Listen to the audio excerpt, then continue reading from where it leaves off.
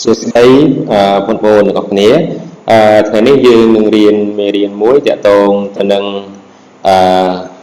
Google Sheet បាទអញ្ចឹងនៅក្នុង Google Sheet បាទយើងអាចប្រើជាលក្ខណៈអនឡាញបើសិនជាមានអ៊ីនធឺណិតយើងអាចប្រើប្រាស់បានងាយស្រួលបាទមិនដូចExcel ទេ Excel គឺជាកម្មវិធីមួយដែលយើងបើសិនជាយើងចង់ប្រើប្រាស់គឺយើងត្រូវការដំឡើងវាបាទអញ្ចឹងនៅក្នុងចំណុចនេះចំណុច 1.1 ជាដំបូងយើងត្រូវចូលទៅកាន់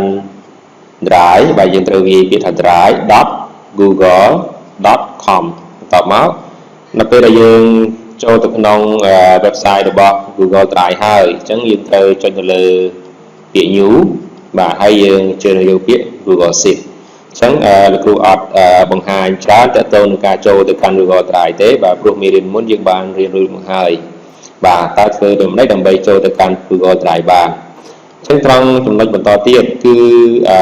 លោកគ្រូនឹងបង្ហាញអំពី toolbar បាទមួយចំនួនសម្រាប់ប្រើប្រាស់នៅក្នុងផ្ទាំងការងាររបស់ Google Sheets អញ្ចឹងបងប្អូនអាចមើលបាទtoolbar ជាច្រើននៅក្នុងនេះបាទដែលយើងអនុវត្តនៅក្នុង Google Sheets ទាំងអស់គ្នានៅមេរៀនបន្តទៀត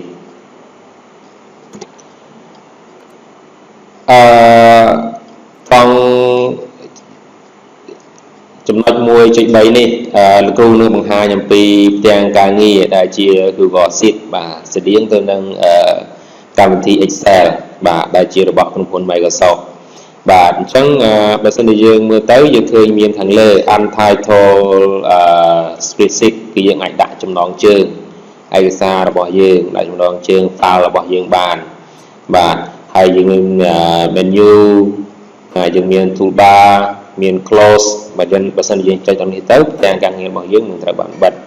ជាមាន explore ជាមាន all sheets ជាមាន sheet name ហើយមាន add sheet អញ្ចឹងដើម្បីបង្ហាញឲ្យអ្នកនរគ្នាបានយល់បងប្អូនបានយល់បន្ថែមទៀតលោកគ្រូលើកយកតែចំណុចសំខាន់តទៅនឹងការប្រើប្រាស់ដោយសារពេលវេលាយើងខ្លីលោកគ្រូមិនបានលើកយកគ្រប់ tool ទាំងអស់ទេបាទអញ្ចឹងបន្តទៀតនេះគឺលោកគ្រូនឹងសង្ខេបអំពីមុខងារនិងអត្ថប្រយោជន៍ទាំងការងារត្រង់ចំណុច toolbar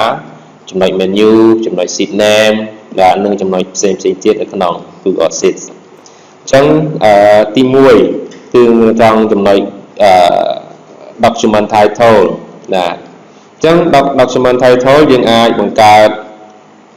ឈ្មោះឬក៏ចំណងជើងរបស់ឯកសាររបស់យើងបានដោយយើងវាយនៅលើនឹងតែម្ដងអញ្ចឹងយើងមិនបាច់ចុចមកស្ដាំយក rename ហើយបដូរឈ្មោះ file ឯកសាររបស់យើងដោយកម្មវិធី Excel ទេបន្តទៀត menu មានន័យថាជារបារ menu មួយបាទជារបារមួយឬក៏ម៉នុយមួយសម្រាប់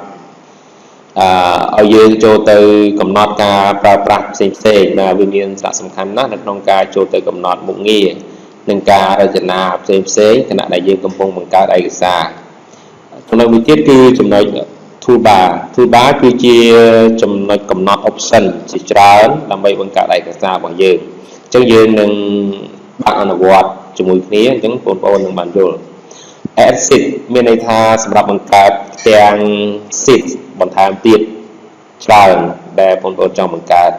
all sheet សម្រាប់ចូលទៅកាន់ផ្ទាំង sheet ទាំងអស់អញ្ចឹងនៅពេលណាដែលយើងចុចសញ្ញា all sheet បាទអញ្ចឹងយើងអាចចូលទៅ sheet មួយណាក៏បានដែរលឿនដោយយើងមិនបាច់រំកិលរកអញ្ចឹងយើងចំណាយពេលយូរ sheet name សម្រាប់បង្ហាញឈ្មោះ sheet នីមួយហើយយើងក៏អាចកែប្រែកន្លែង sheet នឹងបានដែរយើងចង់កែប្រែឈ្មោះអ្វីក៏បានបាទហើយយើងចុច enter ទៅជាការសម្រេច